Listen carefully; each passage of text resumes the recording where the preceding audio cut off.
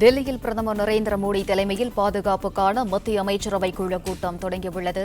மதுரையிலிருந்து சற்று முன் பிரதமர் டெல்லி திரும்பிய நிலையில் பாதுகாப்புக்கான மத்திய அமைச்சரவை குழு கூட்டம் நடக்கிறது. அண்மை செய்தியாக பார்த்து வருகிறோம். இதுகுறித்தான விவரங்களை வழங்குகிறார் செய்தியாளர் நிரஞ்சன். வணக்கம், விவரங்கள். பிரதமர் நரேந்திர மோடி தற்பொழுது டெல்லி விரைந்திருக்கக்கூடிய சூழலில் உடனடியாக அவர் மத்திய அமைச்சரவை கூட்டம், அதிலும் குறிப்பாக பாதுகாப்புத்துறைக்கான மத்திய அமைச்சரவை கூட்டத்தை கூட்டியிருக்கின்றார். இந்த கூட்டத்தில் மத்திய பாதுகாப்புத்துறை அமைச்சர் ராஜ்நாத் சிங், மத்திய உள்துறை அமைச்சர் அமித்ஷா, நிதித்துறை அமைச்சர் நிர்மலா சீதாராமன், மத்திய வெளியுறவுத்துறை அமைச்சர் ஜெய்சங்கர், அதே போல பாதுகாப்பு ஆலோசகர் அஜித் தோவல் ஆகியோர் கலந்து கொண்டிருக்கின்றார்கள்.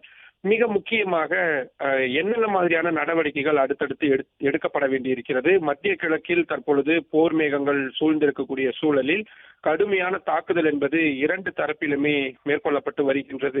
அமெரிக்க அதிபர் டொனால்டு டிரம்ப் தொடர்ச்சியாக நாங்கள் போரை நடத்தப் போகிறோம் என்று அறிவித்திருக்கக்கூடிய சூழலில் ஈரானும் அமெரிக்க படைகளையும் அமெரிக்காவுடைய போர்க்கப்பல்கள் உள்ளிட்டவற்றை குறிவைத்து தாக்குதல் நடத்தி வருகிறார்கள். இன்னொரு பக்கம் கச்சா எண்ணெயின் விலை என்பது தாறுமாறாக ஏறி வருகின்றது. நாளைய தினம் பங்குச்சந்தை என்பது தொடங்க இருக்கின்றது. கடுமையான சரிவு என்பது இருக்கலாம் என்று எதிர்பார்க்கப்படுகின்றது.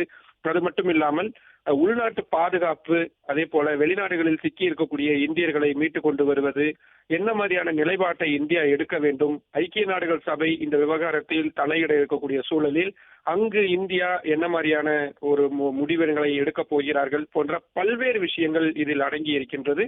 எனவே இவற்றை குறித்தும் தற்பொழுது நிலவக்கூடிய சூழல்கள் குறித்தும் மிக விரிவாக ஆலோசிப்பதற்கான ஒரு யோசனையாகத்தான் இந்த மத்திய பாதுகாப்புத்துறைக்கான அமைச்சரவை கூட்டம் என்பது தற்பொழுது கூட்டப்பட்டு பிரதமர் நரேந்திர மோடி தலைமையில் நடந்து வருகின்றது.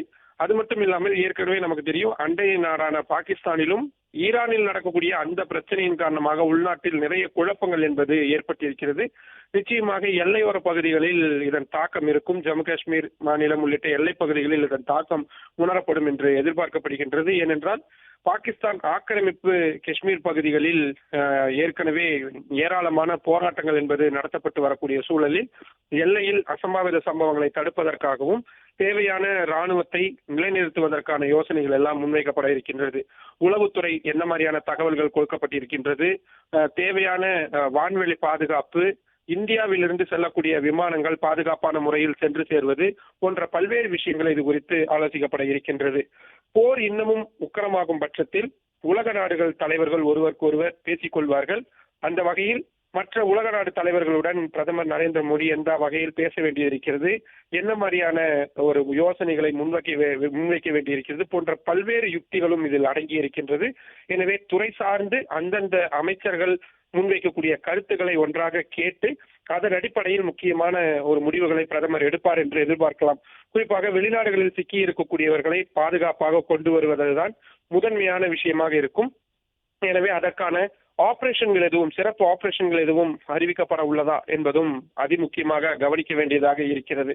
மற்றபடி இந்த குறிப்பிட்ட போரில் யார் பக்கம் இந்தியா நிற்கப் போகிறது, அல்லது அணிசேரா கொள்கை என்பதை நாம் கடைபிடிக்க போகிறோமா போன்ற பல்வேறு கேள்விகள் தொக்கி நிற்கக்கூடிய சூழலில் இந்த அத்தனை முடிவுகளையும் தற்பொழுது ஆலோசிக்கப்பட்டு வரக்கூடிய மத்திய அமைச்சரவை கூட்டத்தில் பிரதமர் நரேந்திர மோடி எடுக்க இருக்கிறார்.